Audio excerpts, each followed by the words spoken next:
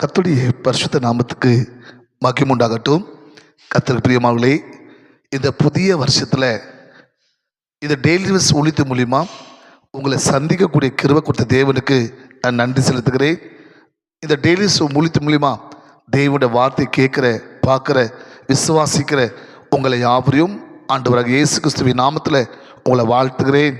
தேவன கர்த்தர் இந்த வருஷம் கொடுத்த வாக்குத்தபடி உங்களை ஆசீர்வதித்து பழகி பெருக செய்வாராக. ஆமென். அன்பு தேவ பிள்ளைகளே, இந்த வருஷம் தேவன் நம்மளுக்கு வாக்கு கொடுத்துருக்கிறார். எல்லாத்துலேயும் கர்த்தர் நம்மளை ஆசீர்வதித்து ஒரு பெருக்கத்தை, ஆமென், I will bless you and மல்டிப்ளையும் சொல்லியிருக்கிறார். நான் உங்களை ஆசீர்வதித்து உங்களை பெருக செய்வேன். ஆமென். அகல இந்த வருஷம் முழுவதும் இந்த வாக்குத்தை வைத்து ஜெபிங்க. உங்கள் சுகம் பெருகும், உங்கள் சமாதானம் பெருகும், உங்கள் ஆசீர்வாதம் பெருகும், உங்கள் விடுதலை பெருகும், உங்கள் வாழ்க்கையில் தேவனுடைய அற்புதங்கள் பெருகும், உங்கள் வாழ்க்கையில் தேவனுடைய அபிஷேகம் பெருகும், உங்கள் ஊழியத்தில் ஆத்துமகள் பெருகும். ஆமென். காரணம், வாக்கு கொடுத்திருக்கிற தேவன் உண்மையுள்ள தேவனாக இருக்கிறார். இந்த வருஷம் அநேக ஆசீர்வாதங்கள் மாற்றல, அது கர்த்தர் அந்த ஆசீர்வாதத்தை உங்கள் வாழ்க்கையில் பெருக செய்ய போகிறார். நீங்கள் ஆதியாகமம் 32ஆம் அதிகாரம் 10ஆம் வசனம் பார்க்கும்போது, பிரியமானவர்களே, யாக்கோபு கர்த்தரை நோக்கி சாட்சி சொல்கிறாரு, தேவரீ, இந்த யோர்தானை நான் தாண்டும் போது வெறியும் கையும் கோலா வந்தேன். ஆனால் இன்னைக்கு நீங்கள் என்ன 2 பரிவாரத்துக்கு என்னை ஆசீர்வச்சிக்கிறீங்க. ஆமென். 2 என்பது ரெட்டித்தனை கொடுக்குது. மக்களே, ஒன்றுமில்லாத மனுஷனை தேவன் ரெட்டித்தனியாக ஆசீர்வாதம் பிறகு ஆசீர்வாத பெருக செய்கிறார். ஆமென்.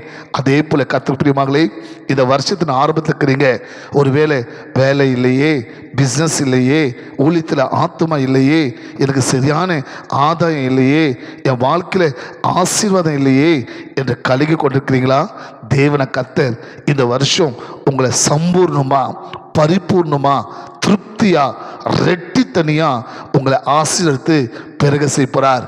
காரணம், ஆபிரகாமின் தேவன் நம்முடைய தேவன், ஈசாக்கின் தேவன் நம்முடைய தேவன், யாக்கோபின் தேவன் நம்முடைய தேவன். அந்த தேவன் நம்மளுக்கு வாக்கு கொடுத்திருக்கிறார், நான் உங்களை ஆசீர்வதித்து உங்களை பழகி பெருக செய்வேன். யாக்கோபு வாழ்க்கையில் தேவன் கையும் கோலும் அந்த மனுஷனை தேவன் 2 பரிகாரத்துக்கு ஆசீர்வதிப்பானால், உங்கள் வாழ்க்கையில், என்னோட வாழ்க்கையில் தேவன் ஆசீர்வாதம் கொடுத்து பெருக செய்ய மாட்டாரா? விசுவாசிக்கிறீங்களா? விசுவாசித்தால் தேவனுடைய மகிமை காண போறீங்க. ஆண்டவரே, ஒன்றுமில்லாத இந்த வருஷத்தை ஆரம்பிக்கிறோம், ஆனால் நீங்கள் எங்களை ரெட்டித்தனி ஆசீர்வதித்து நீங்கள் பெருக செய்ய போறீங்க. நான் விசுவாசிக்கிறேன்ப்பா. காரணம், யாக்கோபின் தேவன், ஈசாக்கின் தேவன், ஆபிரகாமின் தேவன் என்னுடைய தேவன். ஜெபிக்கலாமா? ஆசீர்வதிப்பட்டு பெருக செய்து கொள்ளலாமா? தகப்பனே, இந்த நெல்லவெளிக்கா சோத்திரப்பா.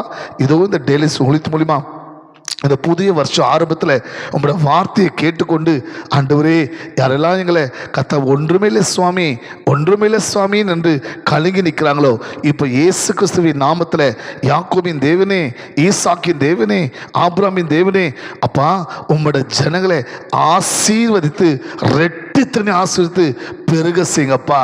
இப்போ கேட்குற, பார்க்குற, விசுவாசிக்கிற, ஜெபித்து கொண்டிருக்கிற அத்தனை பேருமையிலும் ரெட்டித்தனி ஆசீர்வாதம் உண்டாகி பெருக செய்வீராக. அப்படி செய்து முடித்துக்கா சோத்திரம். நல்ல பிதாவே. ஆமேன். God bless you.